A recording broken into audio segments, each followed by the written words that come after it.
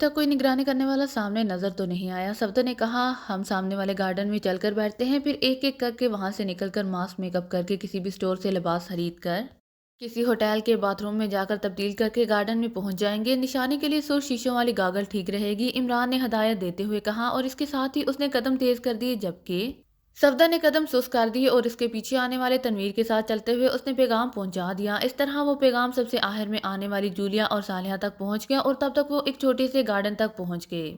Garden خاصا خوبصورت تھا اور وہاں خاصی تعداد میں سیاح موجود تھے، اور سب ایک طرف موجود بینچوں پر بیٹھ گئے۔ جبکہ صفدر پروگرام کے مطابق جا چکا تھا، تھوڑی دیر بعد کیپٹن شکیل اٹھ کر ٹہلتا ہوا آگے گیا۔ اس طرح ایک ایک کر کے سب ساتھی چلے گئے، تو عمران کی نظریں ویسے ہی ادھر ادھر کا مسلسل جائزہ لے رہی تھیں۔ اب تک اسے کوئی بھی ایسا آدمی نظر نہیں آیا تھا جس کے بارے میں اسے نگرانی کا شک پڑتا۔ بہرحال کچھ دیر ٹہلنے کے بعد وہ بھی نکل کر قریب ہی ایک ڈپارٹمنٹل اسٹور میں داخل ہو گیا۔ اس نے وہاں سے اپنے ناپ کا ایک لباس خریدا اور پھر وہ لباس کا شاپر لیے وہاں سے نکلا، اور ساتھ ہی ایک ہوٹل میں داخل ہو گیا۔ اس نے باتھ روم میں جا کر پہلے تو جیب سے ماسک میک اپ باکس نکالا۔ ایسے باکس سب کے پاس موجود تھے اور وہ قرآن سے ہی ساتھ لے کر آئے تھے، کیونکہ کسی بھی لمحے اور کسی بھی وقت ان کی ضرورت پڑ سکتی تھی۔ باتھ روم میں جا کر میک اپ کر کے اور لباس تبدیل کر کے عمران نے اتارا ہوا لباس شاور میں ڈالا، اور پھر باتھ روم سے باہر آ کر وہ ہوٹل کے عقبی گیٹ کی طرف بڑھتا چلا گیا۔ عقبی گیٹ کے کونے میں کوڑے کے بڑے بڑے ڈرام موجود تھے۔ عمران نے لباس والا شاپر ایک ڈرام میں ڈالا اور پھر تیز تیز قدم اٹھاتا وہ ایک سڑک کی طرف بڑھتا چلا گیا۔ سڑک پر پہنچ کر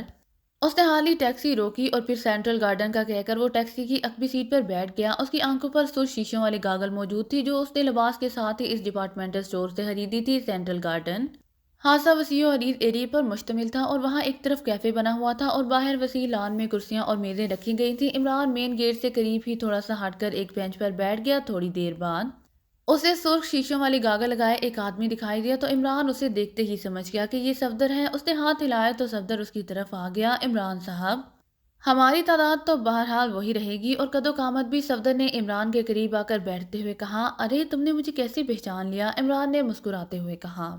آپ نے جو مخصوص اشارہ کیا تھا اس سے میں نے پہچانا، ورنہ آپ واقعی جانے پہچانے نہیں لگ رہے تھے، صفدر نے مسکراتے ہوئے کہا، اور اب وہ ساتھ ہی بینچ پر بیٹھ گیا۔ ابھی یہاں 600 شیشوں والی گاگلیں اکٹھی ہو جائیں گی، میرا خیال ہے کہ میں اسے اتار دوں، عمران نے کہا، اور آنکھوں سے گوگل اتار کر اس نے جیب میں ڈال لی۔ تھوڑی دیر بعد جولیا اور صالحہ بھی پہنچ گئی، اور پھر ایک ایک کر کے سب ساتھی وہاں پہنچ گئے۔ اب ہم نے علیحدہ علیحدہ گروپس کی صورت میں یہاں سے روانہ ہو کر راڈش کلب پہنچنا ہے، لیکن اندر صالحہ، کیپٹن شکیل اور میں جائیں گے، باقی تینوں صفدر، تنویر اور جولیا باہر رہیں گے تاکہ نگرانی کرنے والوں کو ہدایت دیا جا سکے۔ عمران نے کہا، راڈش کلب، تو کیا یہاں آنے پر بھی آپ نے کوئی واقفیت پیدا کر لی ہے؟ حالانکہ آپ نے تو کہا تھا کہ آپ یہاں پہلی بار آئے ہیں، صالحہ نے کہا۔ صرف نام سنا ہوا ہے، فارق نے مجھے بتایا تھا کہ راڈش اس کا گہرا دوست رہا ہے، پھر وہ کاسکا منتقل ہو گیا تھا۔ بہرحال اب کلب جا کر بات ہو جائے گی، عمران نے کہا۔ ٹھیک ہے، صفدر نے کہا اور اٹھ کھڑا ہوا۔ اس کے اٹھتے ہی تنویر اور جولیا بھی اٹھ کھڑے ہوئے، اور پھر وہ تیزی سے چلتے ہوئے اندر کی طرف بڑھنے لگے۔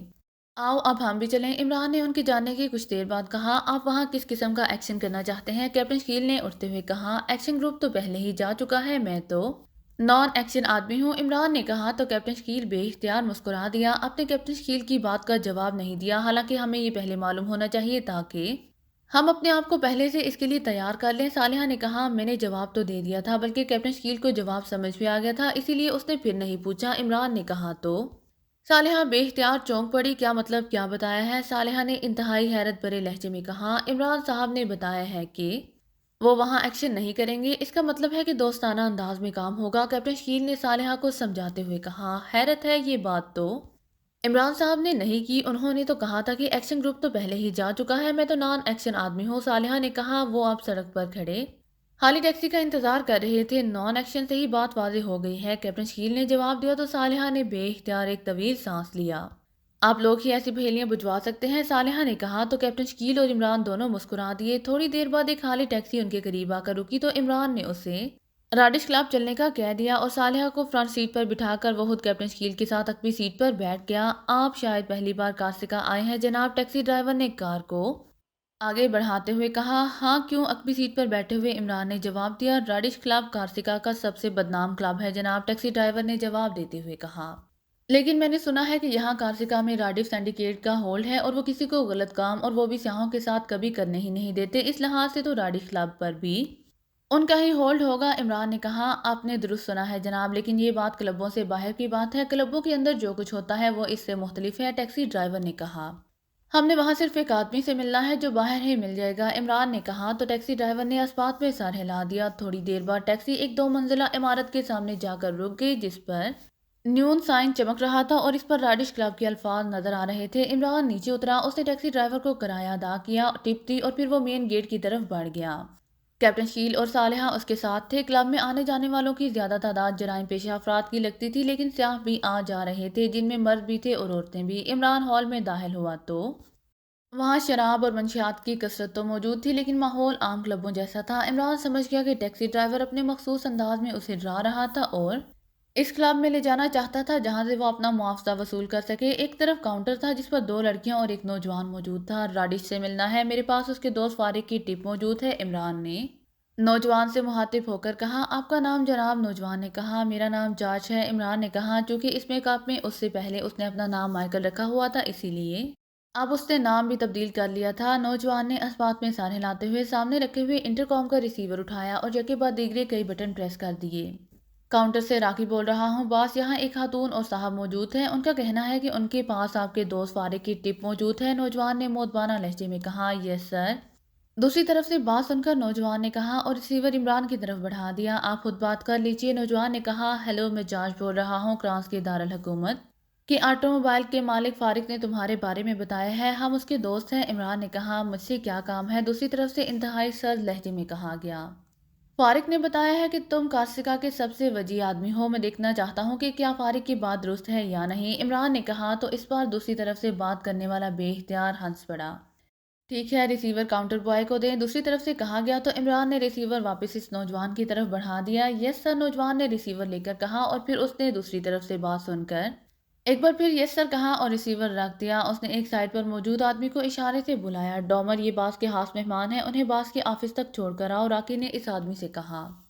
آئیے جناب، اس آدمی کو جسے ڈومر کہا گیا تھا عمران سے مخاطب ہو کر مودبانہ لہجے میں کہا اور عمران نے اسبات میں سر ہلا دیا۔ تھوڑی دیر بعد وہ تہہ خانے میں ایک بڑے اور وسیع کمرے میں داخل ہو رہے تھے جسے آفس کے انداز میں سجایا گیا تھا۔ بڑی سی آفس ٹیبل کے پیچھے ایک درمیانے قد اور درمیانے جسم کا آدمی موجود تھا جس کا چہرہ آدھا جلا ہوا تھا۔ میرا نام راڈش ہے، اس آدمی نے اٹھ کر مسکراتے ہوئے کہا۔ میرا نام جارج ہے اور یہ میرے ساتھی ہیں ریمزی اور مارگریٹ، عمران نے مسکراتے ہوئے کہا اور ساتھ ہی اس نے بڑے بھرپور انداز میں مصافحہ کیا۔ کیپٹن شکیل اور صالحہ کو بھی مصافحہ کرنا پڑا کیونکہ وہ ایکریمن میک اپ میں تھے اور ظاہر ہے اس میک اپ میں صالحہ مصافحہ سے انکار نہیں کر سکتی تھی۔ تشریف رکھیں، آپ نے خوبصورتی والی بات کر کے مجھے یقین دلا دیا تھا کہ آپ واقعی فارق کے دوست ہیں، کیونکہ فارق مجھے ہمیشہ خوبصورت راڈش کہا کرتا ہے۔ راڈش نے مسکراتے ہوئے کہا۔ تم واقعی خوبصورت ہو راڈش، کیونکہ خوبصورتی صرف چہرے تک ہی محدود نہیں ہوتی، انسان کے اندر ہوتی ہے، اور تم نے جس طرح فارق کے دوست ہونے کے ناطے میں کھلے انداز میں ہمارا استقبال کیا ہے، اس سے ثابت ہوتا ہے کہ تم واقعی خوبصورت آدمی ہو، عمران نے کہا تو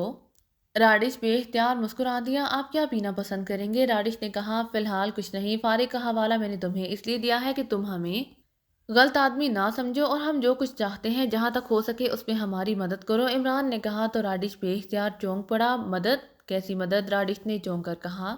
بے فکر رہو، میرا مطلب مالی مدد سے نہیں ہے، عمران نے کہا تو راڈش شرمندہ سے انداز میں ہنس پڑا۔ او یہ بات نہیں ہے، میں تو اسی لیے چونکا تھا کہ یہاں آپ کو ایسی کیا ضرورت پڑ گئی ہے جس کے لیے فارق نے آپ کو خصوصی طور پر میری ٹپ دی ہے؟ راڈش نے کہا۔ ہم نے اصل پولیس چیف فلیمنگ سے ملنا ہے، عمران نے کہا تو راڈش بے اختیار اچھل پڑا۔ اصل پولیس چیف کیا مطلب؟ میں سمجھا نہیں تمہاری بات، راڈش نے انتہائی حیرت بھرے لہجے میں کہا۔ میں تمہیں تھوڑی سی تفصیل بتاتا ہوں، پھر شاید میری بات تمہاری سمجھ میں آ جائے، عمران نے کہا اور پھر اس نے مختلف فون نمبرز پر ہونے والی بات چیت اور 2 مختلف آدمیوں کی آوازیں اور دونوں طرف سے پولیس چیف فلیمنگ کہنے کی تفصیل بتا دی۔ او میں سمجھ گیا اصل بات، راڈش نے ایک طویل سانس لیتے ہوئے کہا۔ بس یہی اصل بات میں جاننا چاہتا ہوں، عمران نے مسکراتے ہوئے کہا۔ لیکن پہلے آپ مجھے یہ حلف دیں کہ آپ کسی بھی سطح پر میرا نام سامنے نہیں لائیں گے، کیونکہ میں نے یہاں رہنا ہے اور یہ بات بھی صرف میں فارق کی وجہ سے آپ کو بتا رہا ہوں، ورنہ یہ بات زبان پر لانا بھی یہاں ناقابل معافی جرم سمجھا جاتا ہے، راڈش نے کہا تو عمران نے بڑی سنجیدگی سے ہاتھ اٹھا کر باقاعدہ حلف دیا۔ جو فلیمنگ پولیس آفس میں بیٹھتا ہے وہ ڈمی ہے، اصل پولیس چیف راڈف کا چیف فلیمنگ ہے، لیکن وہ خفیہ رہتا ہے، اس کے بارے میں کسی کو علم نہیں ہو سکتا کہ وہ کہاں ہوگا اور کس روپ میں ہوگا، صرف اس کا ایک خاص فون نمبر ہے جس پر اسے بات کی جا سکتی ہے، ورنہ پولیس سیکریٹریٹ میں موجود فلیمنگ ہی پولیس چیف فلیمنگ کے طور پر سامنے رہتا ہے۔ آپ کو نہ جانے کس طرح اصل پولیس چیف کا نمبر مل گیا، راڈش نے آگے کی طرف جھکتے ہوئے آہستہ سے کہا۔ لیکن یہ سیٹ اپ کیوں کیا گیا ہے، اس کی وجہ इमरान ने हैरत भरे लहजे में कहा, यहाँ कार्सिका में चीफ फ्लेमिंग का मुकम्मल होल्ड है। यूँ समझो कि वो खुद ही पुलिस चीफ है और खुद ही हक में आला है, बाकी सब उसके महकूम है। और यहाँ उसका जाल इस कदर फैला हुआ है कि एक एक लम्हे की रिपोर्ट उस तक पहुँचती रहती है, लेकिन आज तक ना उसे किसी ने देखा है और ना ही वो कभी सामने आया है। राडिश ने जवाब देते हुए कहा, जो काम उसने कराना हो वो कैसे कराता है? इमरान ने पूछा। बस अचानक ही उसके आदमी हरकत में आ जाते हैं और फिर उसके हुक्म पर अमल दरामद हो जाता है, राडिश ने कहा। तो इमरान बेइख्तियार मुस्कुरा दिया। मैंने तुम्हें हलफ दिया है, इसके बावजूद तुम असल बात को छुपा रहे हो, इमरान ने कहा। तो राडिश ने बेइख्तियार होंठ खींच लिए। मिस्टर जॉर्ज, मैंने आपको जो कुछ बताया है वो भी मैंने अपनी ज़िंदगी को रिस्क में डालकर बताया है, और सिर्फ इसलिए कि फारिग के मुझ पर बेपनाह एहसानात हैं, वरना यहाँ इतनी भी कोई बात जुबान पर नहीं ला सकता। इसीलिए आप मेहरबानी करें और मजीद मुझसे कुछ ना पूछे, राडिश ने इंतहाई संजीदा लहजे में कहा। लेकिन यहाँ होने वाली बातचीत वहां तक कैसे पहुंच जाती है? इमरान ने कहा, पहुंच भी सकती है और नहीं भी। कुछ कहा नहीं जा सकता, क्योंकि बाद औक़ात वो बातें जो इंसान अपने आप से भी करता है उस तक पहुंच जाती हैं, राडिश ने जवाब देते हुए कहा। चलो तुम वाज़े तौर पर ना बताओ, सिर्फ इशारा ही कर दो, इमरान ने कहा। तो राडिश ने मेज़ की दराज खोली और अंदर मौजूद एक खाली कागज़ निकाल कर उसने जेब से बॉल पॉइंट निकाला और कागज़ पर मास्टर क्लब और मास्टर के अल्फाज लिखकर कागज़ इमरान के सामने रख दिया। और फिर उसने कागज़ उठाया और उसे मरोड़ कर गोली बनाई और मुंह में डाल ली। क्या ये अमली इंचार्ज है? इमरान ने कहा। हाँ, राडिश ने मुख्तसर सा जवाब दिया। ओके, बेहद शुक्रिया, अब कुछ बिजनेस भी हो जाए तो बेहतर है, इमरान ने कहा। तो राडिश बेख्तियार चौंक पड़ा। उसके चेहरे पर हैरत के तासुरात उभर आए थे। हमें एक कोठी और 2 कारें चाहिए और कुछ ज़रूरी असलहा भी, इसका बाकायदा मुआवजा मिलेगा तुम्हें, इमरान ने कहा। ओ, ये काम हो सकता है, क्योंकि मैं यही काम करता हूँ, राडिश ने कहा। और फिर उसने मेज़ की दराज खोली और उसमें से एक रिंग निकालकर उसने इमरान की तरफ बढ़ा दी। इसकी रिंग में चाबी के साथ एक टोकन भी मौजूद था जिस पर एड्रेस दर्ज था। अब मुआवजा भी बता दो, इमरान ने कहा। कितना अरसा आप उन्हें रखेंगे? राडिश ने पूछा। फिलहाल 1 हफ्ता, इमरान ने कहा। $50,000 दे दें, राडिश ने कहा। तो इमरान ने जेब से एक चेकबुक निकाली और उसमें से एक चेक अलहदा करके उसने उस पर रकम लिखी और चेक उसने राडिश की तरफ बढ़ा दिया। शुक्रिया, राडिश ने चेक को एक नज़र देखने के बाद तय करके जेब में डालते हुए कहा। ओके, शुक्रिया, इमरान ने उठते हुए कहा। और फिर तेजी से ऑफिस से निकलकर क्लब से बाहर आ गए। इमरान ने एक तरफ हटकर सर पर मखसूस अंदाज में हाथ फेरा तो एक तरफ मौजूद सफदर, तनवीर और जूलिया उनके करीब आ गए। ब्लू लाइन कॉलोनी कोठी नंबर 12 पर तुम लोग अलहदा अलहदा पहुंचो, हम भी वहीं पहुंच रहे हैं, इमरान ने कहा। और फिर अपने साथियों को इशारा करके वो आगे बढ़ गया। थोड़ी देर बाद उन्हें एक खाली टैक्सी मिल गई और वो उसमें सवार होकर ब्लू लाइन कॉलोनी पहुंच गए। इमरान ने कॉलोनी के आगाज में ही टैक्सी छोड़ दी थी और फिर पैदल आगे बढ़ने लगे। कोठी नंबर 12 मुतवस्सित दर्जे की कोठी थी। उसके फाटक पर ताला मौजूद था। इमरान ने चाबी से ताला खोला और फिर खिड़की खोलकर वो अंदर दाखिल हो गया। उसके पीछे कैप्टन शकील और सालिहा भी अंदर दाखिल हो गए। तुम यहीं रुको कैप्टन शकील, जब साथी आ जाएं तो खिड़की बंद कर देना, इमरान ने कहा। तो कैप्टन शकील सर हिलाता हुआ वहीं रुक गया, जबकि सालिहा इमरान समेत अंदरूनी तरफ को बढ़ गई। कोठी हाथ से जदीद अंदाज में फर्निश थी। इमरान ने सालिहा को सिटिंग रूम में बैठने के लिए कहा और खुद उसने पूरी कोठी का जायजा लिया। एक अलमारी में उसे अपने मतलब का असलहा नजर आ गया तो इमरान ने इत्मीनान भरे अंदाज में सर हिला दिया। और जब वो सिटिंग रूम में वापस पहुंचा तो उसके सारे साथी वहां पहुंच चुके थे। साइड पर गैराज है जिसमें जदीद मॉडल की 2 कारें मौजूद हैं, कैप्टन शकील ने कहा। तो इमरान ने इस बात में सर हिला दिया। कुछ पता चला इस तिलिस्म होशरबा का, इमरान साहब, सफदर ने कहा। तो इमरान ने राजिश से होने वाली तमाम गुफ्तगू दोहरा दी। इसका मतलब है कि अब हमें इस मास्टर क्लब के मास्टर माहम को कवर करना पड़ेगा, सफदर ने कहा। लेकिन इससे पहले कि इमरान कोई जवाब देता, साथ पड़े हुए फ़ोन की घंटी बज उठी। तो इमरान समेत सब बेख्तियार चौंक पड़े, क्योंकि यहाँ के बारे में तो सवाए राडिश की और किसी को भी इल्म नहीं था। राडिश की कॉल होगी, इमरान ने कहा, और रिसीवर उठा लिया। तो सब ने इस बात में सर हिला दिए। जॉर्ज बोल रहा हूँ, इमरान ने कहा। पुलिस चीफ फ्लेमिंग बोल रहा हूँ, मिस्टर जॉर्ज, या जो भी तुम्हारा नाम हो। मैंने ये कॉल सिर्फ इसलिए की है कि तुम्हें बता सकूं कि राडिश को उसके ऑफिस में गोली मारकर हलाक कर दिया गया है, क्योंकि उसने तुम्हें मास्टर क्लब और मास्टर माहम के बारे में बताकर राडिश से गद्दारी की थी। और ये भी सुन लो कि अगर तुमने मास्टर क्लब का रुख किया तो फिर तुम्हें दी गई मोहलत खत्म समझी जाएगी और फिर तुम सबको इंतहाई इबरतनाक मौत दे दी जाएगी। दूसरी तरफ से पुलिस चीफ फ्लेमिंग की सर्द आवाज़ सुनाई दी। क्या ऐसा नहीं हो सकता पुलिस चीफ फ्लेमिंग के हम मिलकर इस फार्मूले के बारे में कोई मुआहदा कर लें, इमरान ने कहा। तुमने मेरे 2 सैनिटरियों को हलाक किया है, इसलिए तुमसे कोई मुआहदा नहीं हो सकता। तुम्हें तो कार्सिका एयरपोर्ट पर ही गोली मार देनी चाहिए थी, लेकिन बारबरा ने ये कहकर मेरी अना को चैलेंज कर दिया कि तुम बेहद खतरनाक आदमी हो, इसीलिए मैंने तुम्हें मोहलत दे दी है ताकि अपनी पूरी कोशिश करके देख लो। अब तुम्हें बहरहाल इतना तो मालूम हो गया होगा कि तुम चाहे कोई भी मेकअप कर लो और कहीं भी चले जाओ, तुम मेरी नज़रों से नहीं छुप सकते और तुम आपस में जो बातचीत करोगे वो भी मुझ तक पहुंचती रहेगी। इसके बावजूद मैं चाहता हूँ कि तुम अपनी सलाहियतों को इस्तेमाल कर डालो, जिसकी वजह से तुम्हें खतरनाक कहा जाता है। अलबत्ता ये सुन लो कि अब बाकायदा कास्तिका से तुम बाहर नहीं जा सकते। दूसरी तरफ से इंतहाई खतरनाक लहजे में कहा गया और इसके साथ ही राब्ता खत्म हो गया तो इमरान ने बेख्तियार एक तवील सांस लेते हुए रिसीवर रख दिया। क्या हुआ? जूलिया ने इमरान के चेहरे पर उभर आने वाले तासुरात देखकर कहा। इमरान ने लाउडर का बटन प्रेस नहीं किया था, इसीलिए दूसरी तरफ से आने वाली आवाज़ वो सब नहीं सुन पाए थे। ये तो वाकई तिलिस्म हो शरबा बनता जा रहा है, इमरान ने कहा। इसके साथ ही उसने फ्लेमिंग की सारी गुफ्तगू दोहरा दी। हैरत है किस किस्म का सिस्टम है यहाँ, सफदर ने कहा। उसके लहजे में इंतहाई हैरत थी। कोई खसूसी चेकिंग सिस्टम लगता है, इमरान ने जवाब दिया और उसने रिसीवर उठाया और इंक्वायरी के नंबर प्रेस कर दिए। आखिर में उसने लाउडर का बटन भी प्रेस कर दिया। Yes inquiry please. दूसरी तरफ से एक नस्वानी आवाज़ सुनाई दी। मास्टर क्लब का नंबर दें, इमरान ने कहा तो दूसरी तरफ से नंबर बता दिया गया। इमरान ने क्रैडल दबाया और फिर टून आने पर उसने नंबर प्रेस करने शुरू कर दिए। मास्टर क्लब राब्ता कायम होते ही एक चीखती हुई मर्दाना आवाज़ सुनाई दी। माँ हमसे बात कराओ, मैं चीफ बोल रहा हूँ, इमरान ने इस बार फ्लेमिंग की आवाज़ और लहजे में कहा। कौन चीफ? तफसील बताओ। दूसरी तरफ से इंतहाई अखड़ लहजे में कहा गया। पुलिस चीफ फ्लेमिंग, इमरान ने सर्द लहजे में कहा। माहम फारिग नहीं है, दूसरी तरफ से बदस्तूर इंतहाई अखड़ लहजे में कहा और इसके साथ ही राब्ता खत्म हो गया तो इमरान ने एक बार फिर तवील सांस लेते हुए रिसीवर रख दिया। मेरे ख्याल में ये लोग असल चीफ की आवाज़ नहीं पहचानते, इमरान ने कहा। तुम उठो और चलो इस मास्टर क्लब में, देखता हूँ कि कैसे नहीं मिलेगा ये माहम, तनवीर ने भड़कते हुए लहजे में कहा। राडिश का जो हशर हुआ है उसे नजर आता है कि माहम से हमें कुछ नहीं मिलेगा। यहाँ का सेटअप वाकई अनोखा और मुनफरिद है। इस चूहे फ्लेमिंग को बिल से निकालने के लिए मुझे कुछ और सोचना पड़ेगा, इमरान ने सर्द लहजे में कहा और इसके साथ ही उसने बेख्तियार होंठ बेच ली और फिर चंद लम्हों तक वो खामोश बैठा रहा। इमरान साहब, राडिश से होने वाली आपकी बातचीत और उसका यहाँ इस तरह फ़ोन करने से जाहिर होता है कि हम किसी भी तरह उसके टारगेट पर हैं, अचानक कैप्टन शील ने कहा तो इमरान बेख्तियार चौंक पड़ा। ये बात तुमने किस पे राय में सोची है? इमरान ने कहा, इसलिए कि राडिश को अगर मालूम होता कि उसके ऑफिस में होने वाली बातचीत इस तरह फ्लेमिंग तक पहुंच सकती है तो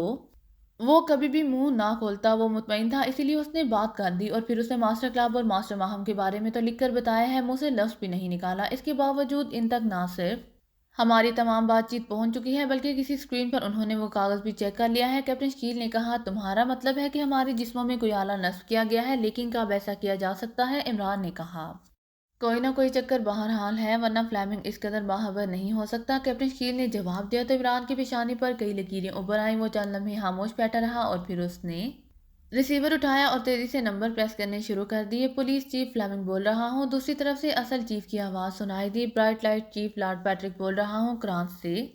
इमरान ने आवाज़ और लहजा बदलकर बात करते हुए कहा, क्यों अपनी तवानाइयाँ ज़ाया कर रहे हो इमरान? मैं ना सिर्फ तुम्हारी आवाज़ सुन रहा हूँ बल्कि तुम्हें बोलते हुए स्क्रीन पर भी देख रहा हूँ, और ना सिर्फ तुम्हें बल्कि तुम्हारे साथियों को भी देख रहा हूँ। तुमने अभी थोड़ी देर पहले मेरी आवाज़ में मास्टर क्लास बात करने की कोशिश की है, लेकिन तुम्हें मालूम हो गया होगा कि तुम्हारी सलाहियतें यहाँ काम नहीं कर सकती। अब इस नंबर पर दोबारा फ़ोन मत करना, वरना मैं तुम्हें दी गई अपनी मोहलत वापस ले लूँगा और तुम और तुम्हारे साथी दूसरा सांस भी नहीं ले सकेंगे। और अपने इस साथी को भी समझा दो जो तुम्हें मास्टर क्लब पर हमला करने के लिए उकसा रहा था। ये कार्तिका है और यहाँ मेरे खिलाफ सोचने वाले दूसरा सांस नहीं ले सकते। दूसरी तरफ से इंतहाई तंजिया लहजे में कहा गया और इसके साथ ही राब्ता खत्म हो गया तो इमरान ने रिसीवर रख दिया। इमरान के सारे साथियों के चेहरों पर शदीद तरीन हैरत के तासुरात उभर आए थे, लेकिन इमरान रिसीवर रख कर उठा और तेज तेज कदम उठाता हुआ बाथरूम के दरवाजे की तरफ बढ़ गया। उसने अंदर दाखिल होकर दरवाज़ा बंद कर दिया। वो सब फोन बेंचे इसी तरह खामोश बैठे हुए थे, जैसे एक दूसरे से बात करने से भी कतरा रहे हों। थोड़ी देर बाद दरवाज़ा खुला तो इमरान मुस्कुराता हुआ बाहर आया। उसके एक हाथ की मुट्ठी बंद थी।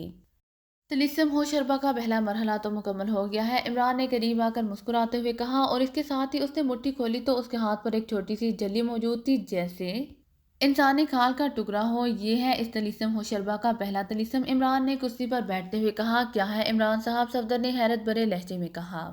ये इंतहाई जदीद तरीन ईजाद है जिसे एफआर कहा जाता है। ये इंसानी खाल की तरह होती है। इसे किसी भी लिबास या जिस्म पर चिपका दिया जाए तो इससे निकलने वाली मखसूस लहरें तवील रेंज में गुफ्तगू भी नशर करती हैं और तस्वीरें भी ट्रांसमिट करती हैं। इसका ताल्लुक सैटेलाइट से होता है और ये मेरी गर्दन के अकबी हिस्से पर लगी हुई थी, इमरान ने कहा। और फिर तुमने कैसे इसे चेक कर लिया? जूलिया ने हैरत भरे लहजे में कहा। जिस अंदाज में फ्लेमिंग ने सारी कार्रवाई की और फिर जिस अंदाज में उसने मुझसे बात की, इससे मुझे शक हो गया कि ऐसी ही कोई कार्रवाई मेरे साथ की गई है। चुनाचे میں نے باتھ روم میں جا کر اس کو چیک کرنے کا فیصلہ کر لیا، اور ویسے تو شاید اس کا پتہ بھی نہیں چل سکتا تھا، لیکن اس کی چیکنگ کا ایک خاص طریقہ ہوتا ہے، اور وہ یہ ہے کہ اندھیرا کر دیا جائے، اور پھر اس اندھیرے میں اگر یہ کسی آئینے کے سامنے آ جائے تو اس میں مخصوص چمک پیدا ہو جاتی ہے جو اندھیرے میں بھی نظر آ جاتی ہے۔ چنانچہ وہی ہوا، میں نے اندر جا کر اندھیرا کیا اور باتھ روم کے آئینے کے سامنے کھڑے ہو کر چیکنگ شروع کر دی، اور مجھے معلوم ہو گیا کہ میری گردن کے عقبی حصے میں چمک پیدا ہو رہی ہے۔ اسی طرح میں نے اسے صرف چیک کر لیا بلکہ اسے گردن سے بھی علیحدہ کر لیا، عمران نے تفصیل بتاتے ہوئے کہا۔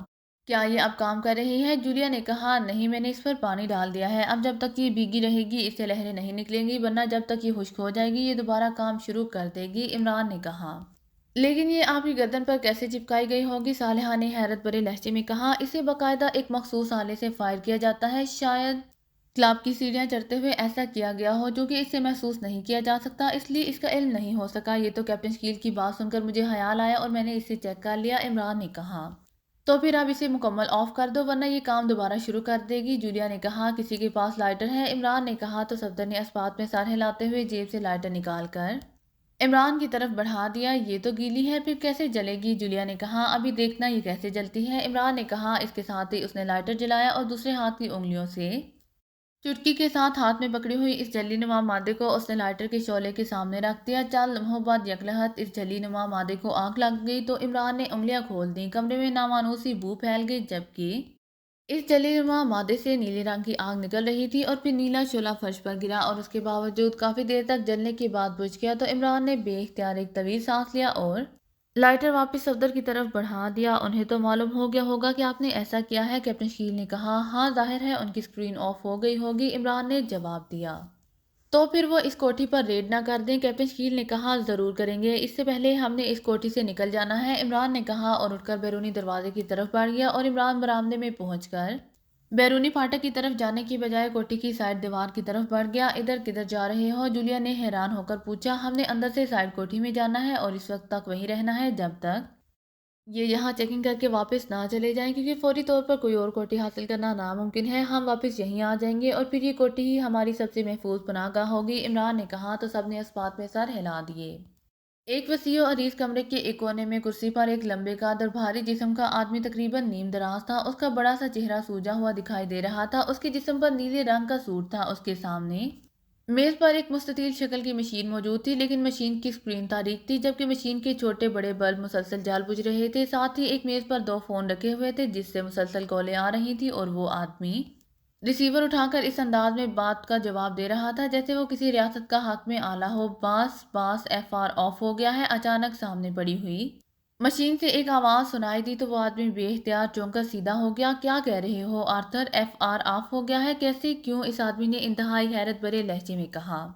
باس، وہ اچانک آف ہو گیا ہے، لگتا ہے اس کو آف کر دیا گیا ہے، مشین سے آرتھر کی آواز سنائی دی۔ او، لیکن وہ اسے چیک ہی نہیں کر سکتے تھے، پھر کیسے آف ہو سکتا ہے؟ اس آدمی کے لہجے میں ایسی حیرت تھی جیسے اسے آرتھر کی بات پر یقین نہ آ رہا ہو۔ میں درست کہہ رہا ہوں باس، دوسری طرف سے کہا گیا۔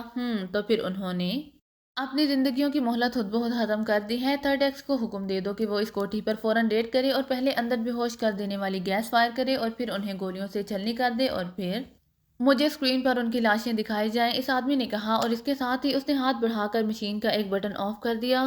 اس کا مطلب ہے کہ یہ واقعی ہاتھ سے تیز لوگ ہیں، بہرحال اب ان کا خاتمہ ہو ہی جائے گا، اس آدمی نے شراب کا ایک گھونٹ لیتے ہوئے بڑبڑانے کے انداز میں کہا۔ پھر وہ تقریباً آدھے گھنٹے تک مسلسل فون پر آنے والی کالیں سنتا رہا اور احکامات دیتا رہا کہ اچانک مشین میں سے آرتھر کی آواز سنائی دی۔ آرتھر بول رہا ہوں، آرتھر کے لہجے میں تشویش کا عنصر نمایاں تھا۔ ہاں، کیا ہوا؟ ہلاک ہو گئے یہ لوگ؟ باس نے کہا۔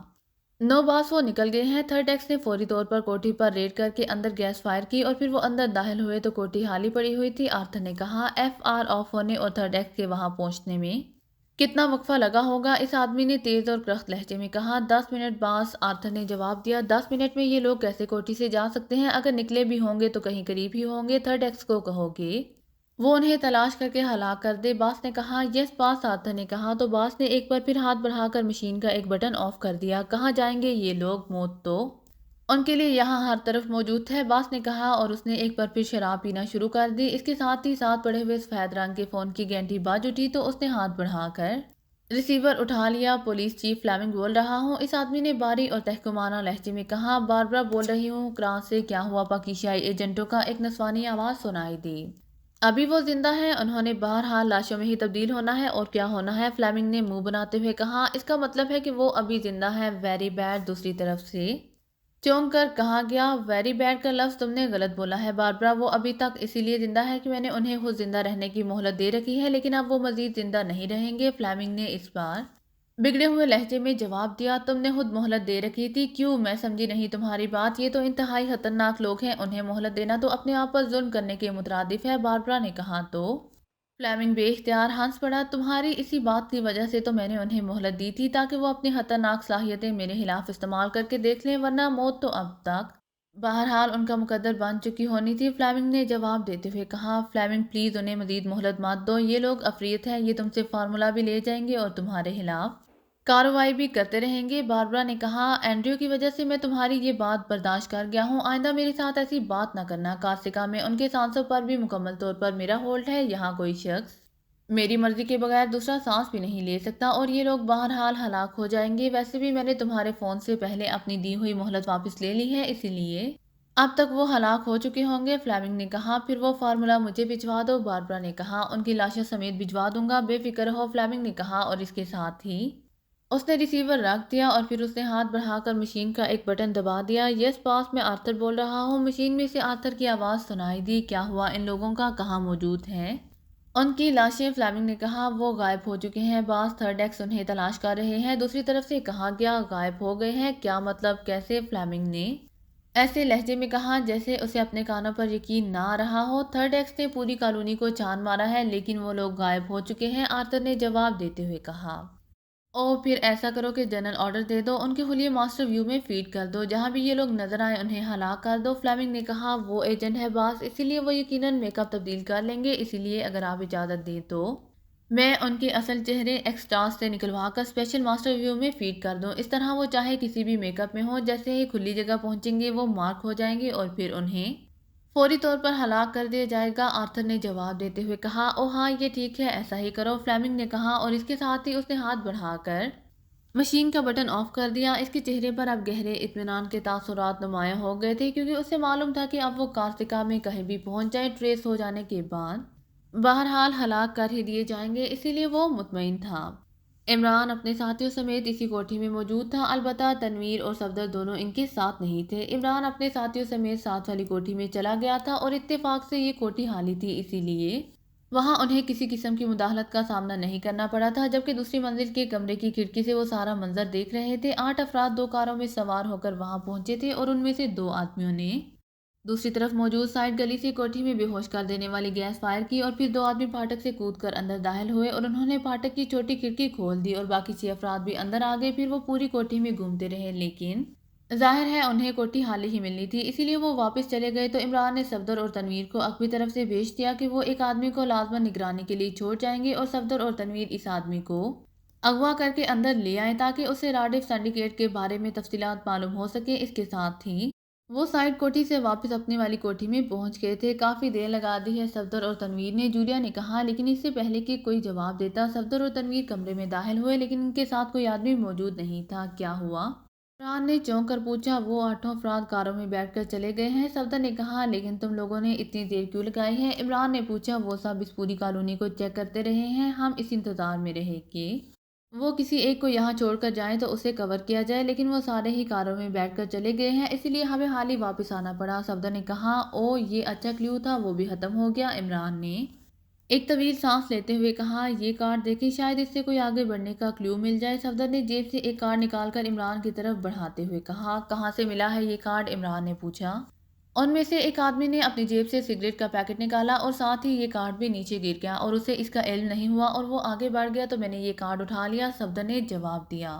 کیا کسی کلب کا کارڈ ہے؟ جولیا نے پوچھا۔ ہاں ریڈ کلب کا کارڈ ہے، کسی ولیم ہنری کے نام کا ہے، عمران نے کہا اور کارڈ جولیا کی طرف بڑھا دیا۔ اسے کیا کلیو مل سکتا ہے؟ یہاں نہ جانے اس جیسے کتنے ریڈ کلب ہوں گے، جولیا نے کہا، لیکن عمران نے ریسیور اٹھایا اور تیزی سے نمبر پریس کرنے شروع کر دیے اور آخر میں اس نے لاؤڈر کا بٹن بھی پریس کر دیا۔ ریڈ کلب رابطہ قائم ہوتے ہی ایک مردانہ آواز سنائی دی۔ ولیم ہنری سے بات کرائے، میں اس کا دوست ماسٹر بول رہا ہوں، کرانچ سے، عمران نے کہا۔